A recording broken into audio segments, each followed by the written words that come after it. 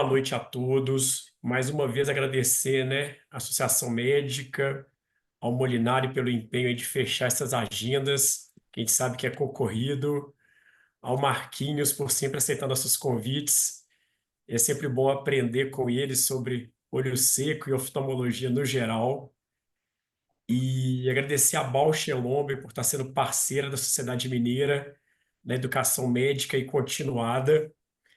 Então, hoje nós vamos falar um pouquinho, né, sobre olho seco, várias abordagens que o Marquinhos vai nos passar, e me coube falar sobre o novo lançamento da Bausch, que é o Artelac Splash.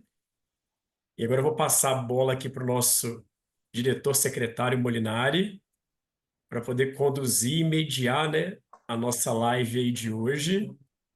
E no mais, agradecer a Ok. presença aí de todos. Muito bem. Parabéns à SMO, né, a Associação Médica de Minas Gerais também, e a toda a nossa Sociedade Mineira de Oftalmologia, cada vez mais participativa, né? Nosso presidente sempre muito atuante também. Então, assim, nós estamos indo bem, né? Precisamos de crescer cada vez mais.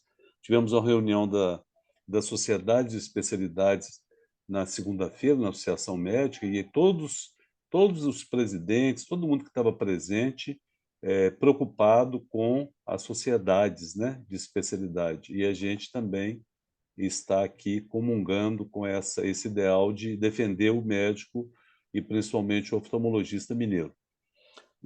Nós vamos hoje falar sobre olho seco, é um tema que predomina talvez, eu não sei, nas experiências de um modo geral, de 30, às vezes até 40% de queixas, né, do dia a dia costuma ser voltadas para o olho seco, que se mistura às vezes com conjuntivite alérgica, com coceira, prurido, né? Tem uma série de questões que os nossos palestrantes vão abordar.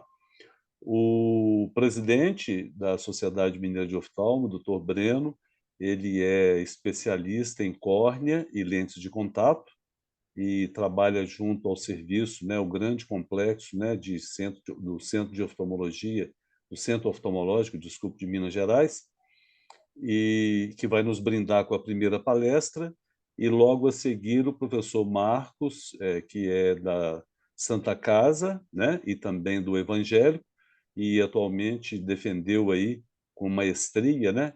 Ele hoje é mestre em Ciências da Saúde pela Santa Casa e também irá nos brindar com as novidades do olho seco, iniciando então pelo presidente Breno. Com a palavra, o doutor Breno. Ah, eu vou deixar embora. Tá? A gente vai ter que Você só tem fechar o microfone aqui, Não, eu vou por aqui. da Ah, não. Tatiana. Vamos fechar o microfone, gente, por Isso. favor. E no mais, né, Mulher, falar que nós vamos abrir para dúvidas no final, que o pessoal pode ficar à vontade para perguntar, ou pelo Com chat, né, ou certeza. mesmo Aham. abrindo o microfone, né? Eu vou Isso. compartilhar minha aula aqui agora. Ela está aparecendo aí para vocês? Está sim, Bom, então tranquilo. hoje, gente, me coube falar um pouco do Aterlac Splash, que é um lubrificante ocular que está chegando agora no Brasil pela Bausch Lomb. E como eu falei na sequência, o Marquinhos vai dar uma abordagem mais geral e completa sobre olho seco. Vamos passar aqui o próximo.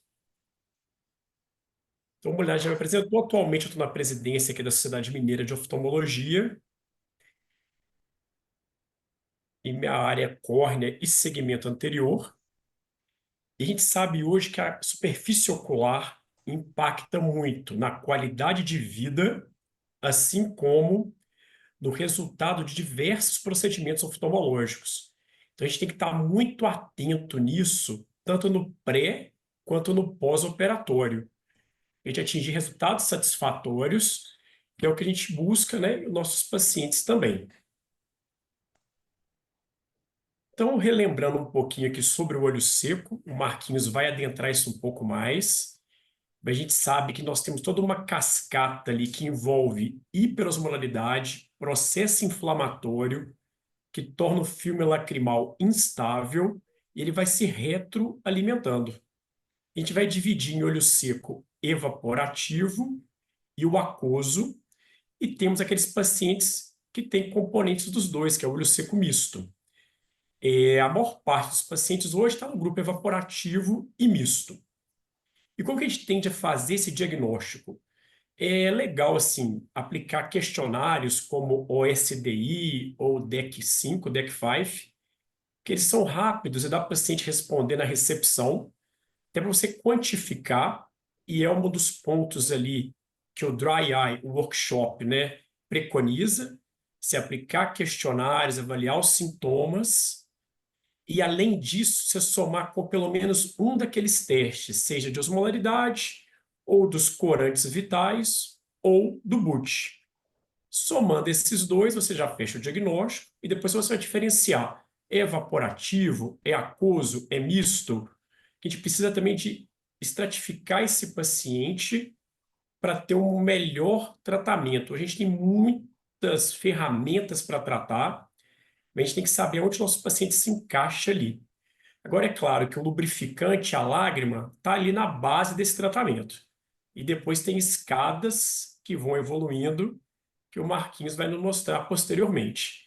A prevalência assim, do olho seco, pelos estudos, é muito variável. Tem estudos que falam de 5% até 50%. E um estudo feito no estado de São Paulo colocou uma prevalência aí de 24%.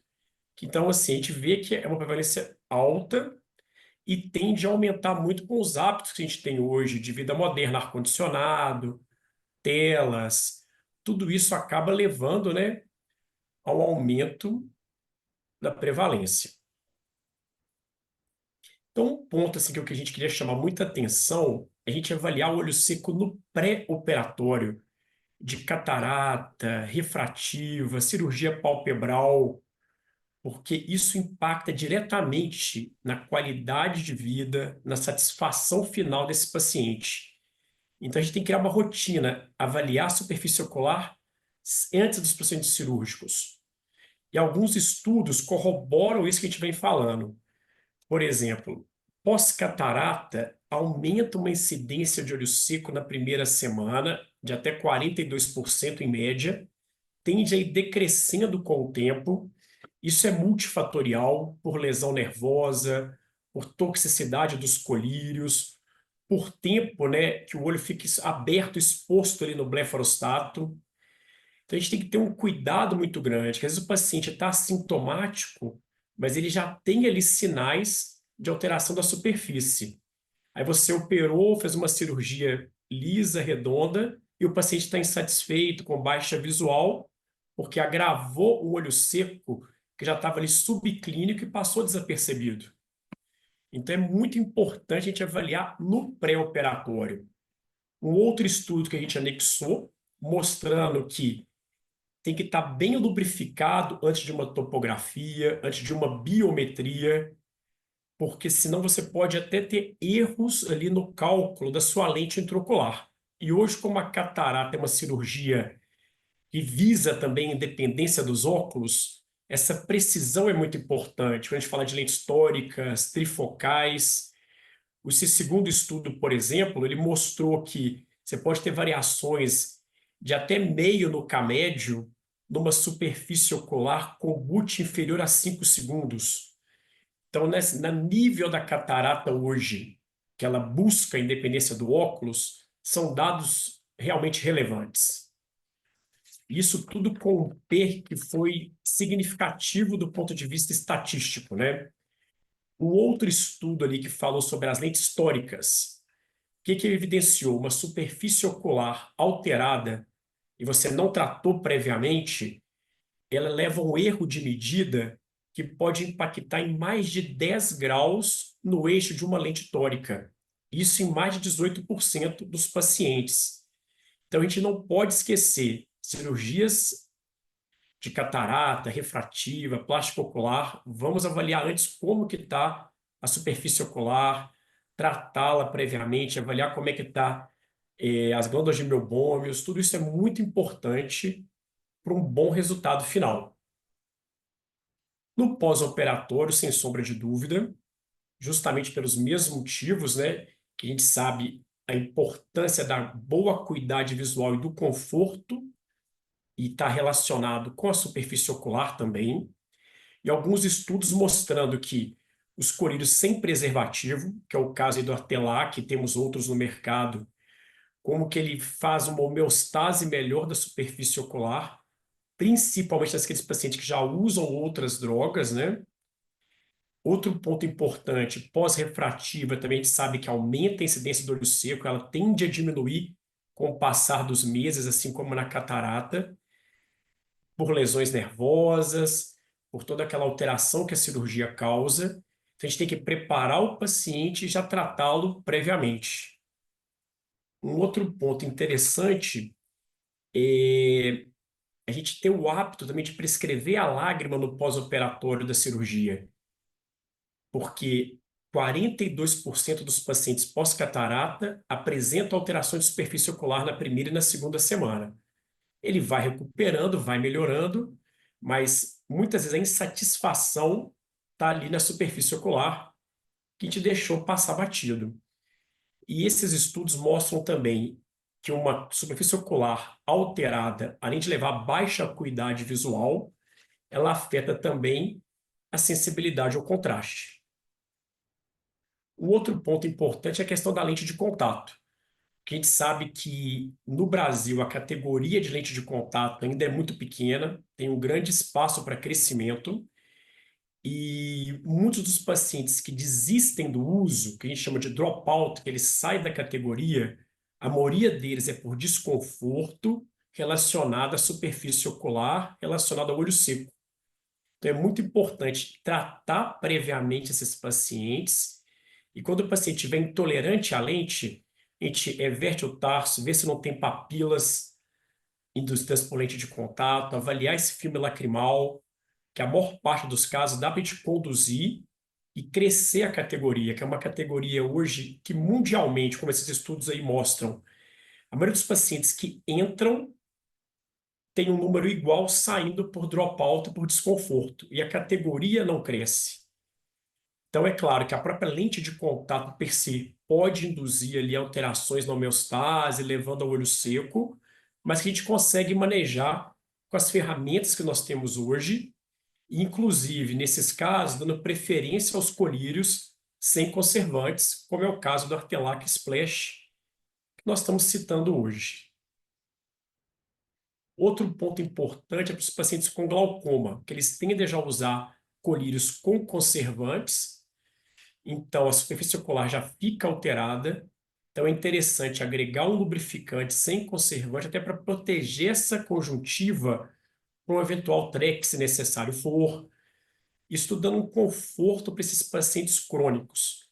Então é lembrar pré-operatório, pós-operatório, os pacientes que usam colírios de forma crônica, e te lembrar e avaliar com cuidado, com atenção, a superfície ocular.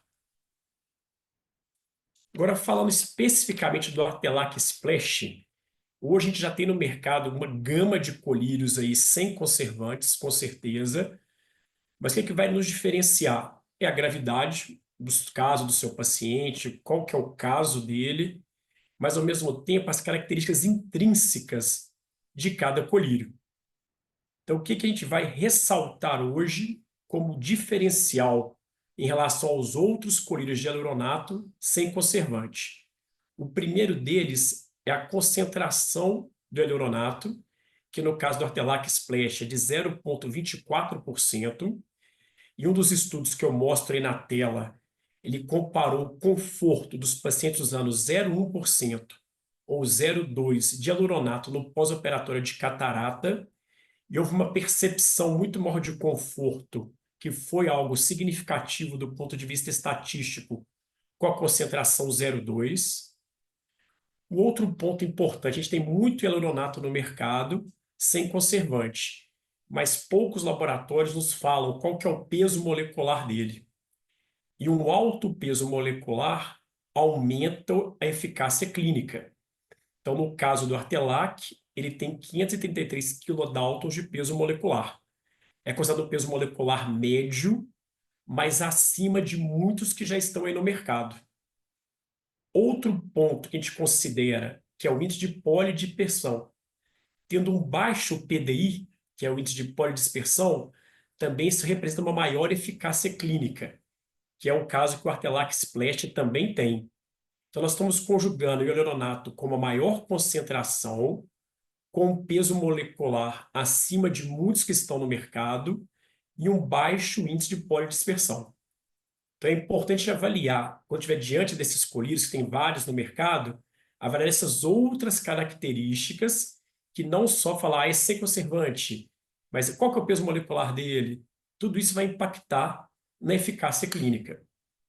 Isso tudo num frasco que é multidose, que facilita, a gente percebeu que o brasileiro tem mais facilidade, né, com frasco multidose, e um preço realmente bem competitivo, que eu acabei assim fazendo uma busca aí nas farmácias aqui em Belo Horizonte, vendo com os principais concorrentes dele, e é um preço bem interessante.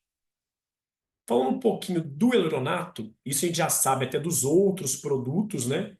Que ele tem aquela função anti-inflamatória, cicatrizante, então ele retém mais água, então ele acaba atuando ali também um pouco naquela cascata inflamatória, que é o ciclo vicioso aí do olho seco, né? De hiperosmolaridade, inflamação. Ele ajuda na migração celular e proteção ali contra radicais livres.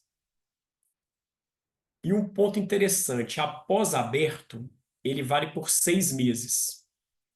Eu vou passar um vídeo depois mostrando como aplica, que eu acho que a gente tem que orientar um pouco o paciente, que é um frasco diferente, que ele é tecnologia 3K, é um frasco, então, multidose para colírios sem conservantes, mas ele tem uma orelhinha que a gente aperta ali com o polegar, eu vou mostrar no vídeo, e a primeira uso, a gente tem que esperar, né, dar uma bombadinha para o colírio chegar.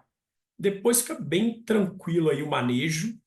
Inclusive, ele tem uma pontinha ali azulada que facilita até o paciente localizar mesmo e acertar, mirar certinho no olho, que essas gotas são calibradas e esse frasco ele é aprovado pelo FDA. Ele contém aqueles íons de prata antimicrobianos, tem a válvula ali anti-refluxo, né? E os filtros também para evitar, né, entrada de ar contaminado no frasco. Então, tem alguns estudos aqui que comparou os tipos de frasco, e é um frasco realmente bem seguro e já consagrado. Eu vou passar um videozinho aqui de como orientar o paciente a utilizá-lo. The preservative-free ophthalmic multi-dose system in the 3K system. The avoidance of preservatives supports a healthy microbiome. This reduces the risk of allergic reactions and improves the regeneration of eye tissue. The 3K pump dispenses a metered dose with each activation, drop by drop. 3K means triple protection against microbial contamination. First, we utilize the bacteriostatic effects of the surfaces in the nozzle. Secondly, a microbiologically closing valve reliably prevents contamination of the solution in the container. Finally, an air purifying filter is used to clean the inflowing air after the pump has been actuated. The additional actuation guides ensure a safe and convenient application of the patient's eye drops. AeroPump provides the only metered dose eyedropper for preservative-free use on the market. The 3K pump is approved in various markets worldwide, in OTC and prescription drug products. The 3K eyedropper is super accurate, so I get exactly the amount of eye drops I need. What's important for me is there are no preservatives, but they have a high level of microbial protection. It always works perfectly, every time. AeroPump, one of the world's leading manufacturers for pharmaceutical primary packaging. Então, assim, como vocês viram ali, o frasco, então, ele permite ser um colírio sem conservante, com essa duração 6 meses após a abertura do frasco, por conta desses 3 métodos ali de segurança que ele tem. Isso tudo com gotas ali calibradas. Então, por fim, nessa primeira aula, a gente mostrar assim, o diferencial do Artelac Splash e a importância de a gente avaliar o olho seco no pré e no pós-operatório, que vai impactar na qualidade de vida dos nossos pacientes. E enfatizando, então, o diferencial do Artelac Splash, a concentração 0,24 de hyaluronato, sem conservante, o peso molecular dele médio e o baixo PDI, que então favorece uma maior eficácia clínica. E é compatível também com qualquer tipo, né, de lente de contato. Então, eu vou chamar agora o Marquinhos ali para nos brindar aí sobre o olho seco, né, as outras abordagens. E na sequência a gente vai, né, Molinari, abrindo aí para Sim. dúvidas, né? Eu queria Bem, só, antes dele começar, 20 segundos, é porque tem um colega que levantou a mão e eu estava pedindo para quem for fazer talvez as perguntas pelo chat, que vai ficar um pouco mais fácil. E a gente vai discutir depois da aula do Marcos. Professor Marcos, então o senhor com a palavra. Parabéns, viu, Breno? Uma excelente exposição. Depois nós vamos tirar algumas dúvidas, né? Todos nós. Perfeito. Obrigado. boa noite. Vocês estão vendo o meu slide, Breno? Estamos sim, Marquinhos. Tá passando, tá, né? Tranquilo. Tá passando. Muito bem. Como sempre, eu queria agradecer ao convite, professor Molinari, do Breno. É sempre um prazer falar na SMO. A gente já está juntos aí desde o início, né? Com várias atividades, então sempre é bom a gente estar aqui na SMO.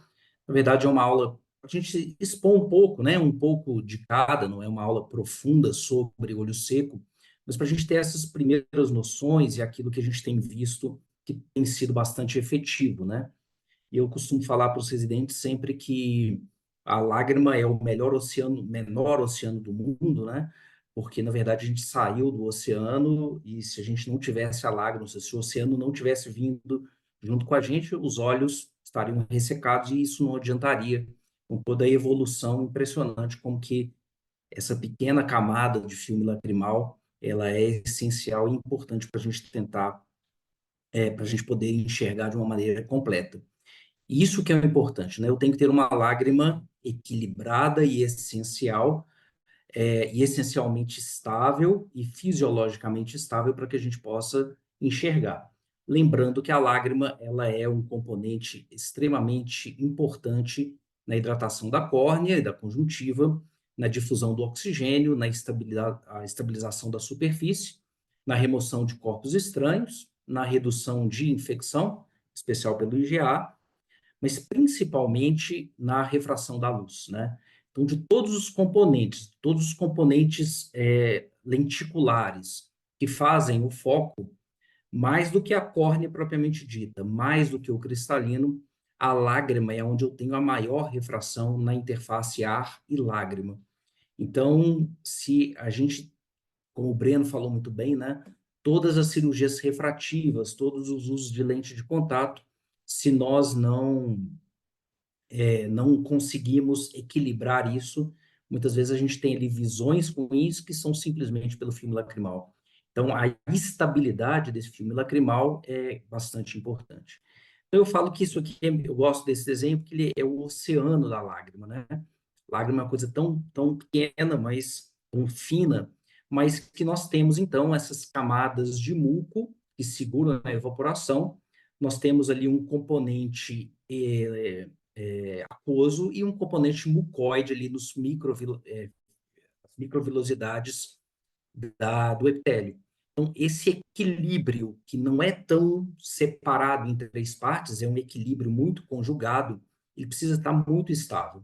Então, a gente fala muito em muco, muito em lipídio, muito em água, mas a gente precisa equilibrar isso aí de uma maneira adequada. Então, numa espessura ali de mais ou menos 42 nanômetros, a gente precisa ter toda essa estabilidade ocorrendo. E para isso a gente precisa de um pH entre 6,8 e 8,2. Então, processos inflamatórios vão mudar esse pH.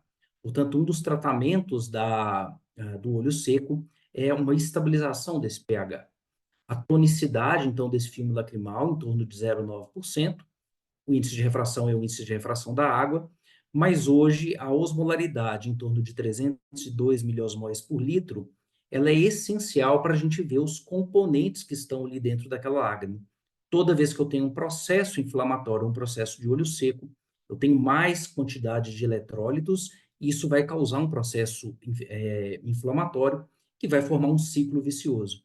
Então, entender a osmolaridade vai ser importante também. Então, existem vários conceitos, né? O Breno falou de alguns que são importantes aqui para a gente tentar entender como é que a lágrima funciona. Antigamente, a gente usava esse padrão de Samambaia, né, para ver a qualidade da lágrima, que é exatamente a cristalização desses sais da osmolaridade. Hoje a gente tem uma capacidade de medir essa osmolaridade não de maneira subjetiva, mas de maneira objetiva. Isso ajuda muito no tratamento, em especial daqueles pacientes que têm olhos secos crônicos ou olhos secos com um componente inflamatório bastante importante, em especial aqueles com blefarite. Então, a gente vai ver um pouco sobre isso também, né? Então, dentro dessa lágrima, a gente vai ter camadas de mucina, galextina, a imunoglobulina A, lisozima, a transferrina, os fatores trifolados. Isso tudo vai formar, então, um mecanismo aqui que vai tentar equilibrar essa lágrima junto com o fator de crescimento, interleucinas, lipocalina, a plasmina, albumina, imunoglobulinas. Então, é um mundo à parte, né? É um oceano mesmo, numa parte muito pequena. E agora, sim, claro, tem mais tempo, mas agora a gente começa a conseguir entender isso mais clinicamente, conseguir mensurar alguns padrões que antes eram muito subjetivos, a gente não tinha muito essa percepção, né?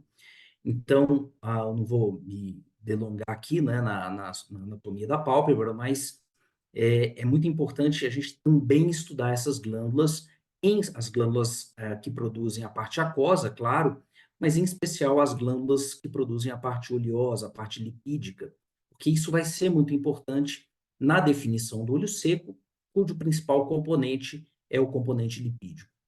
Mas hoje, cada vez mais, um outro componente, além do inflamatório, além da quantidade lacrimal e além do componente lipídico, é o componente neurológico, né? Então, a parte neurológica da córnea e da conjuntiva, e essa correlação de estímulo da glândula lacrimal, ela também tem sido muito importante. Então, quando nós pegamos pacientes, por exemplo, com herpes, de repetição, ou pacientes usuários de droga, ou pacientes com alterações neurológicas, ou queimaduras, ou usuários de lente de contato crônico, onde eu tenho uma hipóxia e uma apoptose dessa inervação, nós vemos também um olho seco muito importante. Então, é muito importante a gente fazer essa avaliação. Então, eu falo que a lágrima, embora seja uma área muito pequena dentro do olho, ela é responsável pela qualidade de vida, né? Parece uma coisa pequena, boba, mas eu digo isso, né? Quando a lágrima está assim, de uma forma irregular, não estável, a luz que vai entrar no meu olho entra dessa maneira. Quando ela está mais homogênea, eu tenho uma iluminação chegando na minha retina de modo mais apropriado, em especial nas cirurgias, isso pode fazer sim diferenças. A partir desses conceitos todos, desse entendimento, foi se desenvolvendo estudos, né? Então, a Tear Film and Ocular Surface Society desenvolveu, então, o workshop de olho seco, criando o DIUS 1 e em 2017 o DIUS 2, e agora já para criar o DIUS 3. E é muito interessante a gente entender o que significa a síndrome de olho seco, que acomete aí milhões de pessoas no mundo. Então, uma doença multifatorial. Então, quando a gente, o meu olho está seco e eu só pingo colírio, hoje a gente não consegue mais tratar esses pacientes de maneira adequada. Eu preciso entender os fatores que vão caracterizar esse olho seco. E a primeira delas é essa homeostase do filme lacrimal, esse equilíbrio de camadas, que vão vir junto com instabilidade, a hiperosmolaridade, que também pode acontecer, e essa osmolaridade a gente consegue mensurar ela de uma maneira adequada, levando então a uma inflamação dessa superfície, que vão levar a danos neurosensoriais. Então, compreender todos esses fatores que estão relacionados à síndrome do olho seco é bastante importante e nós precisamos pesquisá-los quando a gente não tem um resultado satisfatório para o paciente.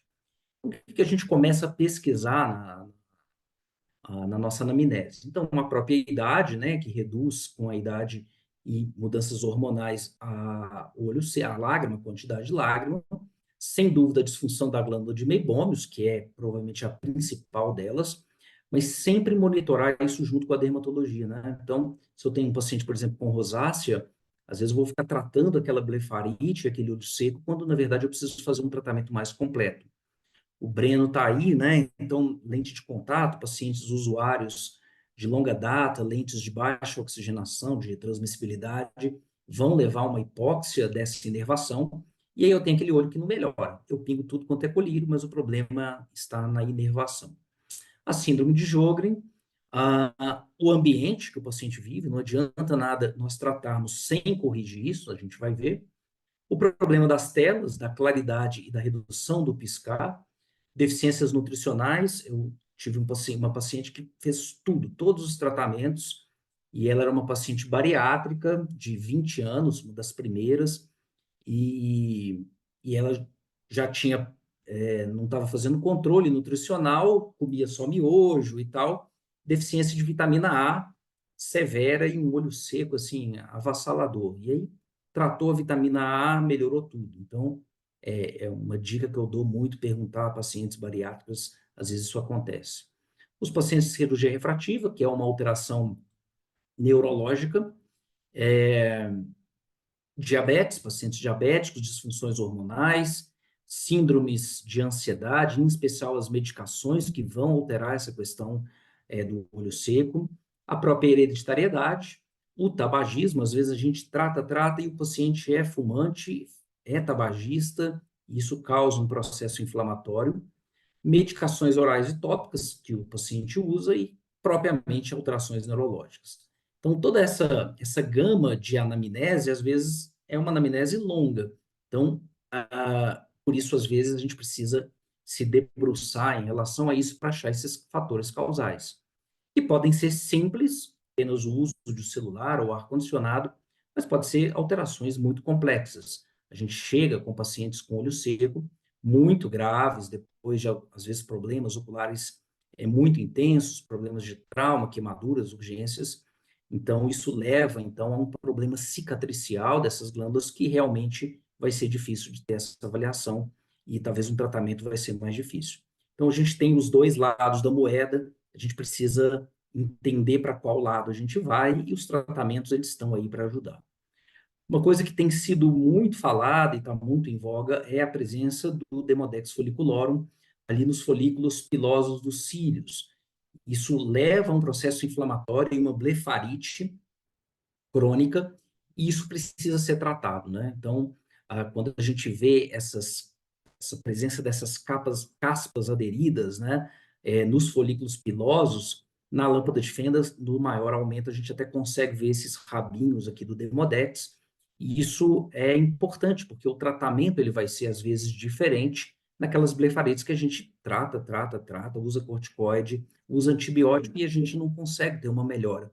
Então, bastante importante é fazer essa avaliação do Demodex e, às vezes, fazer um tratamento, seja um tratamento medicamentoso, seja um tratamento até mesmo com luz pulsada. Então, como o Breno falou, esse ciclo vicioso, né, da síndrome do olho seco, ela é bastante interessante, né? Por quê?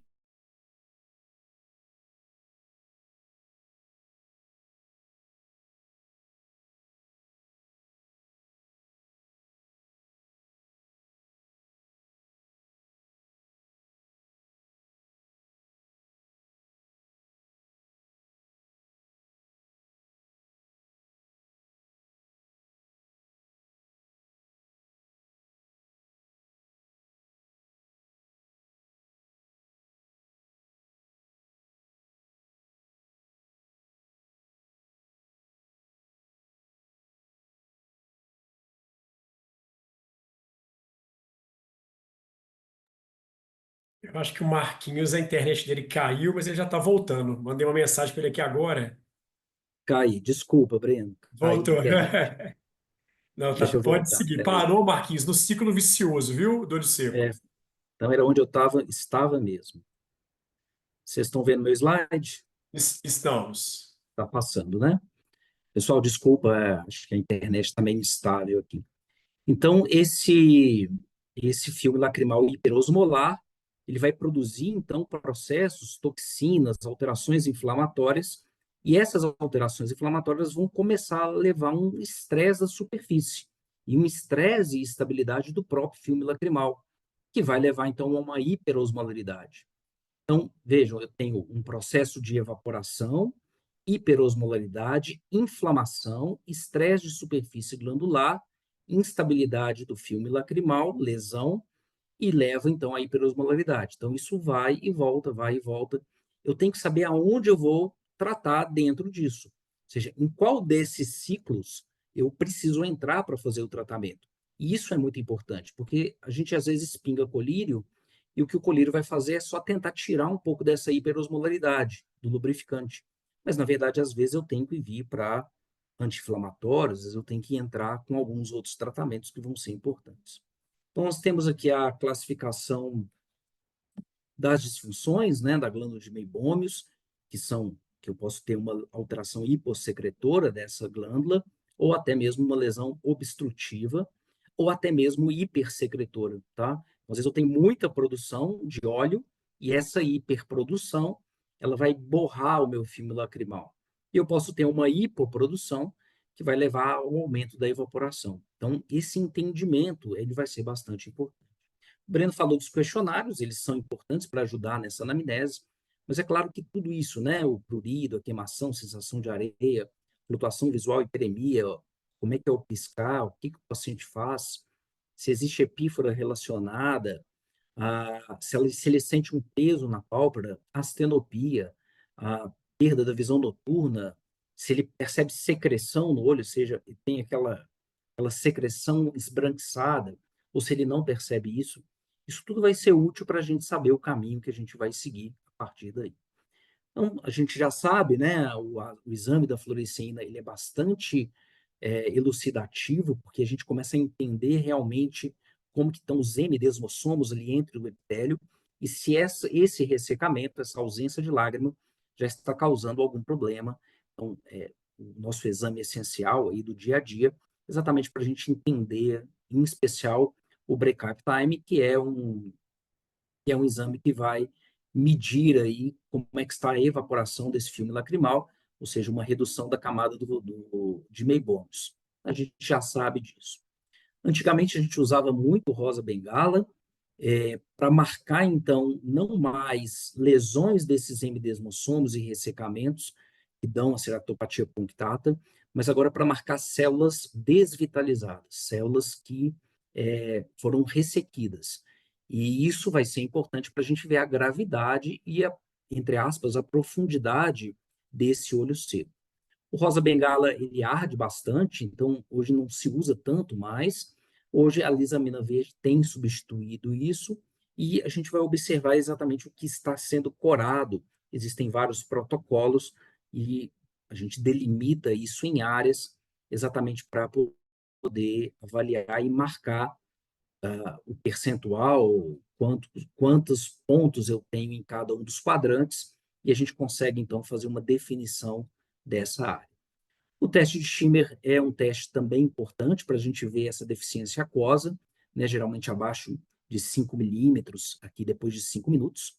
Existe o Schimmer que também avalia a presença, por exemplo, de fluoresceína dentro do nariz, ou seja, como é que tá, se existe a obstrução do canal lacrimal. Porque é muito importante, a gente vai ver que um dos tratamentos vai entrar com isso, que o estímulo da fosseta nasal, ele é um estímulo que vai direto no estímulo da glândula lacrimal para o lacrimejamento. Então, um dos tratamentos é fazer um estímulo nasal para aumentar a produção do filme lacrimal. Então, é bastante interessante. O teste de Schimmer, hoje, ele tem sido substituído pela meniscometria. Ou seja, é muito mais fácil eu medir o menisco lacrimal e fazer esse exame, então, no menisco, do que fazer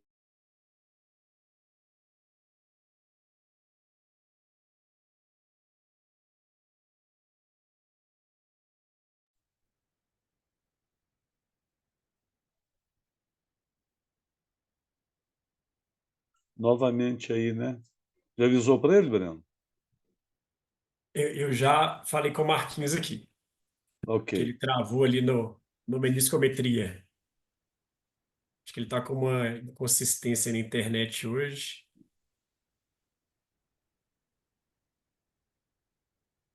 Que pena, né? Os slides muito bons, viu, Marcos? Sim, não, acho que ele já vai voltar aqui, viu?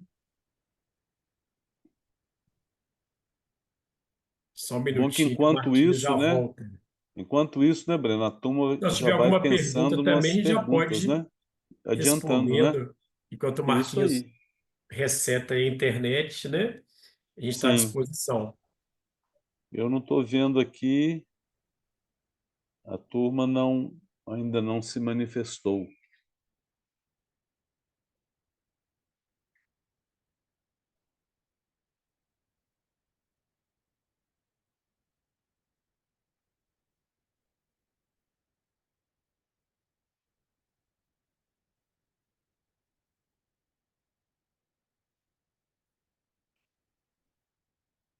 Retornando.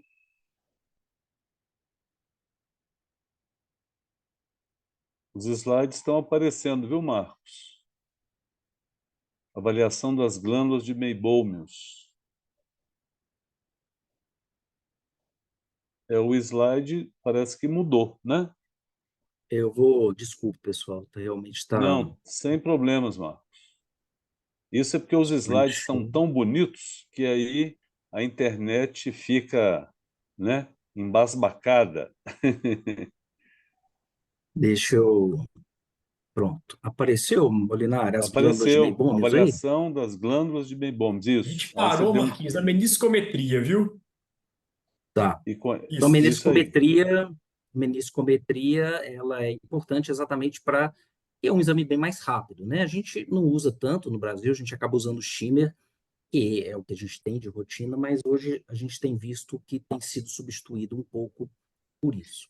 Agora, a grande vedete hoje, até nos congressos e nos estudos, é realmente uma avaliação mais objetiva da glândula de Meibômio, né? Então, a gente geralmente faz essa avaliação na expressão, como é que está esse meibom que está aqui dentro da glândula, mas hoje você consegue fazer um exame infravermelho e analisar como que estão as próprias glândulas de meibômio, se existem um excesso, se existe processo inflamatório, ou se existe até atrofia, né, dessas glândulas. Então, com os aparelhos de meibografia, ajuda muito a gente ver a melhora, é bom para mostrar para o paciente se houve uma melhora ou não desse processo e desse meibom, que às vezes é muito aderido e a gente não consegue soltar. É claro que a gente não tem isso na maioria das clínicas, né, do dia a dia, mas a gente acaba fazendo essa avaliação clínica mesmo. E o paciente, às vezes, ele refere uma boa melhora dependendo dos tratamentos. Uma coisa que é bem interessante também, e até para mostrar para o paciente, é essa interferometria da camada lipídica, né? Onde eu consigo entender como é que funciona a lágrima, ou seja, se eu tenho um excesso de lipídios, por exemplo, aqui, ou se eu tenho uma total ausência de lipídios, e eu tenho uma evaporação, ou se eu tenho a presença de maquiagem dentro da minha lágrima. Então, o paciente, quando olha isso, ele fala, não, eu preciso tratar o que realmente não está legal. E existem aparelhos, né, que vão mensurar, então, a lágrima, você toca ali a lágrima, ele capta uma gota dessa lágrima, e ele vai fazer, então, a pH-metria, avaliação de metaloproteinases, a recepção de citocinas, e, em especial, isso que é o mais importante, é a graduação da osmolaridade. Então, a gente tem ali a partir de 320, a gente já começa a ter um olho seco com uma osmolaridade alta. Isso me leva a crer que eu tenho um processo inflamatório irritativo desse epitélio, e isso vai levar àquele ciclo vicioso. Então, eu preciso tratar a osmolaridade, muitas vezes aumentando essa lágrima, claro, para diluir aqueles eletrólitos, mas muitas vezes eu preciso tratar o processo inflamatório, e aí eu tenho que entrar com algum anti-inflamatório seja ele aquele que for, né? E a gente tem outras opções, por exemplo, citologia de impressão, para ver se existe alguma alteração e qual tipo de lesão. A microscopia confocal, que consegue avaliar muito bem a inervação da córnea, e a gente fazer essa análise. As aberrações ópticas, muitas vezes, na aberrometria, elas são causadas por lágrima, então alterações do filme lacrimal.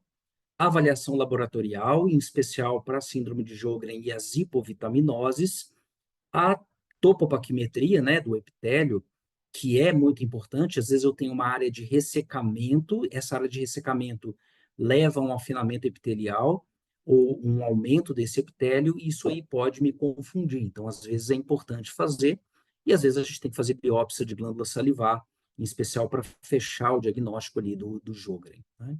Então, é exatamente esse ciclo vicioso que a gente vai tendo, e aí, como o Breno bem falou, né, a partir do DILS, a gente tem, então, essa triagem, os fatores de risco, os testes diagnósticos, as classificações, se ela é evaporativa ou se é uma deficiência aquosa, ou uma deficiência mista, e a partir daqui a gente vai saber se eu preciso corrigir a deficiência aquosa ou se eu preciso corrigir a parte oleosa.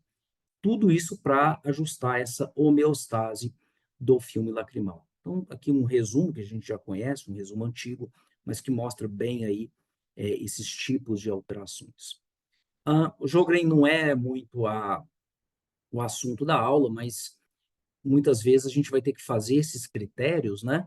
Então, existem várias classificações para rosa bengala, alisamina verde, e a gente vai mensurar dentro de cada um dos quadrantes se eu tenho uma punctata mais solta, uma punctata quase confluente ou uma punctata já confluente, e às vezes a gente precisa fazer a biópsia glândula salivar para procurar esses focos linfoplasmocitários e achar esses ninhos, né, dentro das glândulas salivares. Isso vai fechar, às vezes, o diagnóstico, vai ser importante. Mas o foco mesmo é a gente falar rapidamente do tratamento, que eu acho que cada vez mais é um foco aí que a gente tem tido, uma grande evolução, né? Então, basicamente, o primeiro tratamento que nós vamos ter é o tratamento viscoaquoso, né? Basicamente, os colírios, eles vão ser divididos em substâncias ativas para melhorar isso, ou até em a fusão de substâncias para poder melhorar, desde substâncias mais aquosas até substâncias aquosas com peso molecular mais alto, para se estabilizarem ali dentro, concentrações maiores e, às vezes, substâncias mais oleosas, géis e tudo. Basicamente, a gente trata muito a parte aquosa, mas a gente tem também tratamentos dessa parte viscosa que funcionam bem e que vão ajudando muito também a gente tentar equilibrar essa homeostase do filme lacrimal.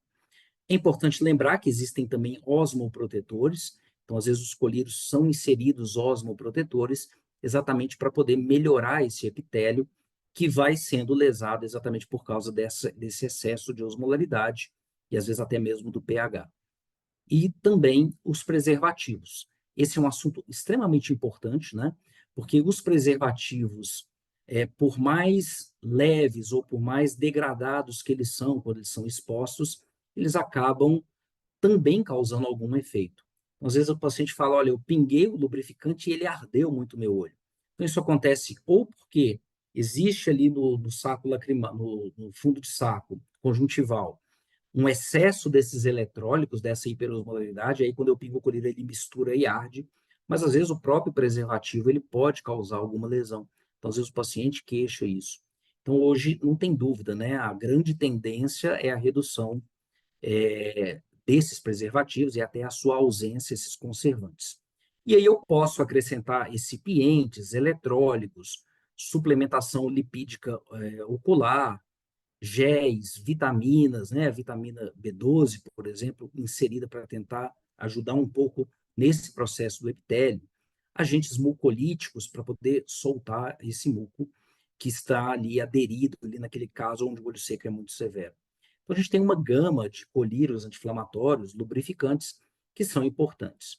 Mas eu sempre bato nessa tecla que alguns óleos secos, eles vêm a partir de um processo inflamatório ou eles originam um processo inflamatório e muitas vezes imunológico. E só o colírio, às vezes, não vai ser suficiente. Então, às vezes, eu tenho que entrar com antibióticos orais, antibióticos tópicos. Muitas vezes, a gente tem que entrar com corticoides, obviamente controlando a pressão, corticoides leves ou com baixa penetração, esteroides sexuais, ciclosporina A. O próprio tacrolimus ajuda nesse processo inflamatório e muitas vezes a gente tem uma melhora desse ambiente homeostático da lágrima, às vezes anti-inflamatórios não esteroides e interleucinas. Lembrando sempre que a suplementação de vitamina A, C e D muitas vezes colabora, mas em especial em pacientes que têm uma redução dessas vitaminas. Então, vale a pena, às vezes, quando nada melhora, fazer uma avaliação sistêmica mais adequada. E aí a gente tem essa grande variedade, né, de colírios. O Artelac veio com a hipromelose, mas, como o Breno falou, né, hoje a grande tendência é que a gente tenha o hialuronato, né, entrando aí de uma maneira muito forte, em especial por causa desse processo de equilíbrio que ele dá com o epitélio, mas também de um processo de um efeito anti-inflamatório que ele causa. E aí, quando a gente tem, por exemplo, uma concentração maior de hialuronato e um peso molecular intermediário mais bom, mais alto, o paciente ele sente essa melhora e a gente tem isso mostrando, então, um efeito no epitélio. Então, vale muito a pena sempre pesquisar o que a gente está usando, exatamente por causa disso, né? Uma excelente retenção, uma regeneração desses defeitos epiteliais, então isso é uma grande vantagem, em especial pós-cirurgia, como o Breno falou, e também uma melhora da inflamação ocular. O hialuronato ele vai juntando alguns componentes que às vezes eu preciso de 1, 2 colírios, e aí quando eu tenho ausência de conservante, quando eu tenho um aumento de concentração e um aumento de peso molecular, isso ajuda muito, e nem pode ser também um peso molecular muito alto, porque às vezes o paciente ele vai reclamar, não, é legal, ele é muito bom, mas às vezes ele fica muito na superfície ocular e até atrapalha a minha visão. Então, esse peso intermediário ele é bastante útil, bastante importante para a gente poder trabalhar. Existem outros tratamentos, né? Mas, basicamente, quando eu tenho esse defeito aquoso, a gente acaba tratando com a lubrificação, ou seja, é meio que enxugar o gelo, né? Eu tenho o olho seco aquoso, eu pingo o colírio, ele evapora e a gente vai nisso. Mas a gente precisa tentar melhorar um pouco esses critérios. Então, quando eu tenho um olho seco um pouco mais grave, mais inflamatório, a gente pode entrar, então, com soro autólogo, soro halógeno, até mesmo preparado de plaquetas naqueles casos bastante graves para tentar melhorar esse padrão. E, às vezes, em olhos secos mais complexos, a oclusão do ponto lacrimal, seja de forma definitiva ou não, também ajuda um pouco a melhorar. Os secretagogos, né, ou mucoacosos, eles vão tentar, então, aumentar essa produção da lágrima, quando eu preciso fazer um tratamento aquoso, na redução da produção.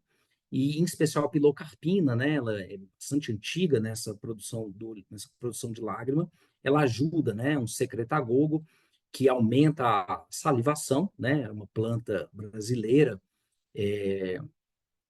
que aumentava a salivação e também aumenta a lágrima, quantidade de lágrima. Então, muitas vezes pode ser útil, embora ela tenha conservantes na sua fórmula principal. Como eu falei, né, a gente viu que existe um estímulo direto do nariz para o olho, então, quando eu tenho uma alergia, eu acabo lacrimejando, e existem alguns tratamentos de estimulação mecânica. Então, é um vibradorzinho que você põe no nariz, você fica ali, o meu olho está começando a ficar seco. Está me incomodando, você vai lá, tira da bolsa, coloca no nariz. Isso ajuda, então, a aumentar, faz você lacrimejar um pouquinho mais, você dá aquela choradinha, que ajuda um pouco, em especial quando o tratamento é aquoso. Mas o grande chamariz é quando eu preciso fazer esse tratamento lipídico, né? O nosso tratamento lipídico, ou seja, para melhorar o óleo da glândula de meibômio, sem dúvida é a higiene palpebral e compressas quentes, né? Então, hoje é o tratamento de escolha principal, primordial, a gente fala todo dia no consultório, e ele é bastante efetivo se o paciente faz da maneira adequada, isso ajuda bastante quando eu tenho ali um olho seco moderado, né? Às vezes eu tenho que entrar com antibióticos e anti-inflamatórios, então, às vezes eu tenho que entrar com tetraciclina ou doxiciclina, isso ajuda bastante a melhorar essas blefarites mais intensas, então muitas vezes a gente tem que entrar com um tratamento oral, Na infestação com Demodex, a gente pode usar ivermectina, metronidazol e eritromicina, ou prescrever óleo de melaneuca para ser passado ali na pálpebra para tentar melhorar esses Demodex e retirá-los.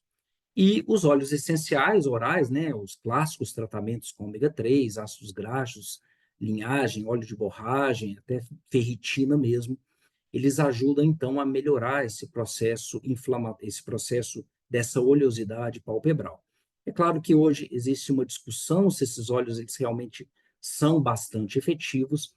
Eu tenho pacientes que melhoram muito com o tratamento oral, que relatam essa melhora. Tem pacientes que não percebem tanto. Alguns estudos mostram uma equivalência, até mesmo com óleos, por exemplo, de azeite, mas eu vejo que em alguns pacientes eu tenho um funcionamento melhor, ele relata uma melhora até do ressecamento corporal.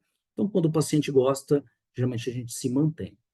E antigamente, o que a gente fazia era exatamente essa expressão forçada, né? Então, pegava-se ali um filete, né? E ia abrindo, então, cada uma das glândulas de meibômio e fazendo essa expressão forçada com o calor para fazer a limpeza dessa glândula. Então, eu limpava essa glândula, tirava todo aquele óleo denso que estava lá dentro, a pálpebra produzia esse óleo de maneira mais equilibrada, e aí eu tinha uma melhora da blefarite e do olho seco associado. Hoje, a gente vai tendo opções mais elegantes para tratar esse olho seco lipídico. Então, desde coisas como o BlefaSteam, que é um óculos, como se fosse um óculos de natação, que vai produzir calor e vapor dentro do olho. Então, ele não só melhora a superfície do olho, quanto ele também faz esse aquecimento com o vapor, exatamente para drenar essa glândula de Meibom. Embora a lente escleral não seja o tratamento específico, né, para o olho seco, é interessante a gente observar que em pacientes, não, que nem é lipídico, né, que está mais para a parte do aquoso, alguns pacientes se beneficiam muito da lente escleral, principalmente aqueles olhos secos muito agressivos, depois de processos inflamatórios sistêmicos. A gente vê que aquele paciente que já tem uma córnea muito alterada e não consegue óculos, não consegue usar lente de contato usual, corneana, e às vezes não vai para um transplante, às vezes a gente consegue adaptar uma lente escleral que resolve a visão, mas também faz ali aquele processo de hidratação direta do epitélio. Então, é interessante que às vezes alguns pacientes que estão muito com a córnea muito ruim têm um certo benefício e a gente até se surpreende muito com essa pressão hidrostática que chega no epitélio, até melhorando um pouco do epitélio. Mas o que a gente tem visto muito, né, e a indústria tem feito bastante propaganda, não tem uma relação comercial, mas é o uso do iLux e o uso do LipFlow, que tem mais ou menos características semelhantes. Ou seja, ao invés de fazer essa expressão forçada, eu uso uma técnica um pouco mais elegante, ou seja, eu uso um aparelho e, por exemplo, no caso do iLux, a gente vai ter o aparelho colocado aqui por dentro da pálpebra, e ele então vai apertar, e quando ele aperta essa pálpebra inferior, ele começa a esquentar. Eu tenho ali 10, 12 minutos de tratamento, e aí eu chego acima aí de 38, 40 graus, isso vai esquentar essa glândula, e isso vai drenar, então, esses meibômios, o meibom que está ali dentro da glândula de meibômio. Então, existe uma lupa aqui, uma lupinha, você depois analisa como é que ficou e faz essa evolução. Se você quiser examinar melhor, você vai lá avalia a glândula de meibômio, fazendo a meibografia, para ver se houve realmente melhora.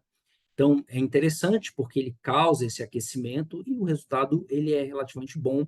É um aparelho manual, é fácil de você carregar. Então, é um tratamento bem utilizado hoje no exterior e no Brasil também alguns médicos já têm feito com bastante sucesso. O LipFlow é mais ou menos o mesmo aspecto, ou seja, ele vai usar o calor exatamente para fazer com que o liquefaça esse meibom e que isso seja drenado.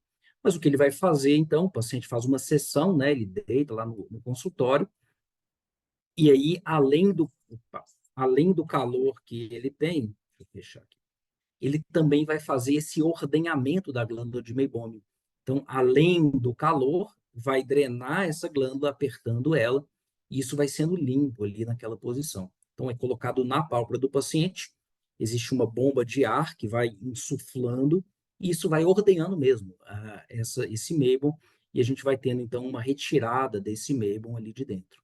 Então, são sessões que o paciente pode fazer, e o resultado é muito bom, né? O resultado, às vezes você faz uma primeira sessão, às vezes o paciente fica bem 1 ano, às vezes tem que fazer uma complementar alguns meses depois, mas em geral ele consegue ter um equilíbrio durante um bom tempo, e aí depois isso pode distorcer, mas a grande vantagem é que na hora que você faz esse tratamento, é muito mais fácil depois você utilizar medicamentos orais, medicamentos tópicos, porque você já começa de um ambiente limpo, você não começa de um ambiente que já tem ali aquele processo inflamatório. Então, são utilizações bastante interessantes. A dermatologia, ela sempre usou a luz intensa pulsada para fazer tratamento de pele, de acne, de rosácea, mas começou a se observar que, embora o olho precise ser protegido dessa luz pulsada, havia também uma melhora das blefarites, né? Então, hoje existem protocolos. A luz intensa pulsada é uma luz com diversos comprimentos de onda, então ele consegue ter várias penetrações, até mais superficiais, até mais profundas. E aí o objetivo é que naquelas telegeantasias, ou seja, aqueles processos inflamatórios, onde eu tenho uma blefarite um pouco mais intensa, naqueles pacientes, às vezes, mais velhos, ou pacientes com rosácea, eu vou obliterar, né, por causa desse pulso, alguns pequenos vasos que eu tenho, então são pulsos controlados, e aí esses pulsos podem levar a alguma lesão, mas como eles são pulsados em tempos definidos, você vai tendo apenas aqueles pequenos vasos sendo afetados, e aí você melhora muito esse processo inflamatório. Então, existem protocolos onde você vai fazer em alguns locais determinados da pálpebra, em tempos corretos, e aí você tem uma melhora bastante intensa, e às vezes precisa fazer uma nova pulsoterapia, né? Uma luz intensa pulsada complementar mais tarde, mas naqueles casos de blefarites muito intensas, onde você não tem uma melhora, é bastante interessante, eu vejo os colegas tendo um excelente resultado com isso. Mas não adianta nada a gente ir para novas tecnologias, fazer tudo, se basicamente a gente não controla os 4 principais fatores que a gente vê daquele olho seco que todo mundo tem, que todo mundo reclama, que não é aquele olho seco tão grave, que é o olho seco basal, que todo mundo reclama hoje, que é o controle do ar-condicionado. Hoje todo mundo vive no carro com ar-condicionado, o controle de vento, ventilação, o cigarro e o uso de telas. Então, se a gente não controla, equilibra isso, tenta estar em ambientes mais controlados, é claro que a gente não vai conseguir, mesmo fazendo tratamentos muito complexos. E o mundo de hoje é um mundo dessa maneira, né? Então, a gente tem que mudar um pouco essa percepção, utilizar meios, né, de ambientes mais umidificados, reduzir o processo de tela, tentar melhorar o processo do piscar. E, por outro lado, a gente tem os casos simples, tem, por outro lado, os casos complexos, quando realmente a gente tem casos de ressecamento muito graves, né? Depois de doenças sistêmicas, doenças imunológicas que acabam atacando o olho. Então, às vezes a gente tem que entrar com tarsorrafia, exatamente para tentar manter um pouco de lágrima e conseguir proteger essa lágrima. Às vezes membrana amniótica, transplante de glândula salivar, que ajuda bastante a melhorar a superfície, e às vezes até transposição de ducto parotídeo. Eu já vi 2 casos na Santa Casa de transposição de ducto parotídeo, em casos gravíssimos, né, de Steven Johnson e NET. Então, como o Breno falou, né, eu falo que o olho seco é uma escada, né? A gente vai passo a passo subindo, e esse passo a passo é junto com o paciente. A gente precisa ir entendendo, olha, tratamos de uma maneira, não foi efetivo parcialmente em uma coisa, mas na outra não foi, e aí a gente vai entrando com os lubrificantes, os géis, anti-inflamatórios, e até a gente ir para esses tratamentos mais tecnológicos, que vão ajudando o paciente, então, a levar uma vida um pouco mais saudável, tanto na sua visão quanto no seu conforto. Não seria mais ou menos isso rapidamente, mas para a gente ter pelo menos uma primeira noção desses tratamentos que estão sendo em voga. Obrigado, Breno, obrigado, Molinari, sempre um prazer estar aqui na SMO. Parabéns, viu? Muito bom. os slides, né, de ambas as aulas muito boas, os assuntos também. Eu tentei aqui estimular, o Breno também, algumas perguntas, mas o pessoal está preferindo ouvir. Eu queria chamar uma atenção só de um item, depois o Breno e você, Marcos, se quiserem comentar, uma coisa que eu acho muito importante, inclusive foi citado pelo Breno, né, no relatório daquele Dry Eye Workshop, né, sobre o olho seco e iatrogênico. Eu queria chamar a atenção pelo seguinte, porque muitas das vezes a gente recebe o paciente para saber ou é o Schirmer, ou é o Rosa Bengala, os próprios clínicos, reumatologistas, né? O pessoal pede para fazer o teste, mas a gente no dia a dia eu queria estimular um pensamento em relação aos medicamentos que o paciente usa, que vocês passaram, mas é tanta coisa que eu queria só enfatizar que eu acho importantíssimo que a gente faça um panoramazinho do que é, por exemplo, o antidepressivo que usa, e o antihipertensivo, porque vários medicamentos vão para a lágrima e eles podem afetar. Todo mundo sabe isso, mas muitas vezes a gente deixa de pesquisar na nossa anamnese. Eu estou falando muito isso para principalmente os jovens, né, que estão começando, os residentes também, porque antihistamínico, o próprio corticoide, né, os anti-inflamatórios não esteroidais, todos esses, eles afetam a lágrima de uma forma ou de outra. E eu comento com o paciente muitas vezes assim, você já percebeu quando algumas pessoas reclamam que ficam com o olho vermelho depois que ingerem bebida alcoólica. E a gente sabe que a ingestão de 2 ou 3 copos de vinho ou de cerveja, daí a 4 horas o álcool está na lágrima. Eu dou esse exemplo para que o paciente entenda que o medicamento que ele esteja tomando, a gente tem que pesquisar. E a gente tem pacientes com 4, 5 medicamentos psiquiátricos simultâneos.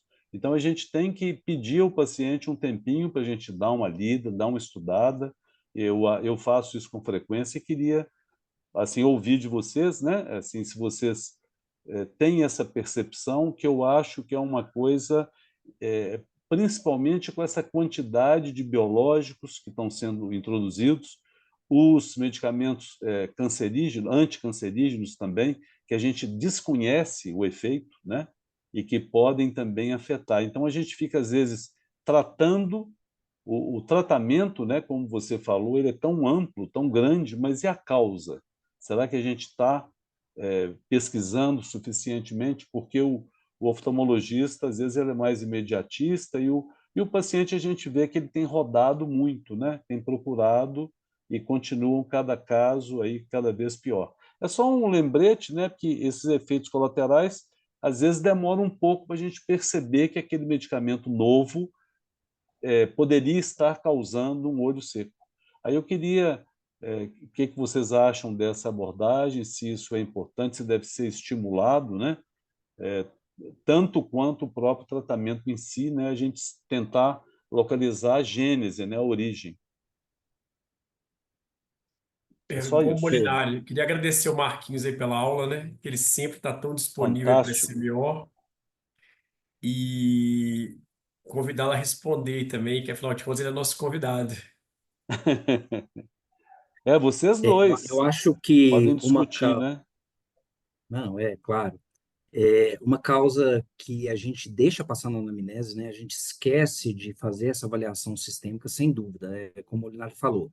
Então, o paciente, ele toma ali vários remédios, a gente pergunta da diabetes, a gente pergunta, às vezes, da tireoide, mas a gente acaba esquecendo de fazer essa avaliação, né? Às vezes o paciente usa muita coisa. Então, tem antihistamínico, pode levar a uma redução do olho seco, fluoxetina, amitriptilina reduz, né? Então, o paciente toma amitriptilina, fica com a boca seca, o olho seco, e às vezes é isso aí que está piorando a adaptação dele de lente de contato, então isso faz diferença, né? Alguns antiespasmódicos, né, a omatropina para cólicas pode levar a um ressecamento do olho, diuréticos, a hidroclorotiazida, que é um medicamento super usado, né, por maioria dos pacientes para pressão, pode reduzir também a quantidade de lágrima. diazepam, lorazepam, o próprio álcool que o Molinari falou, ciclofosfamida, cloroquina, que mais? Incontáveis, né, Marcos? É muita Incontáveis, coisa. fenobarbital.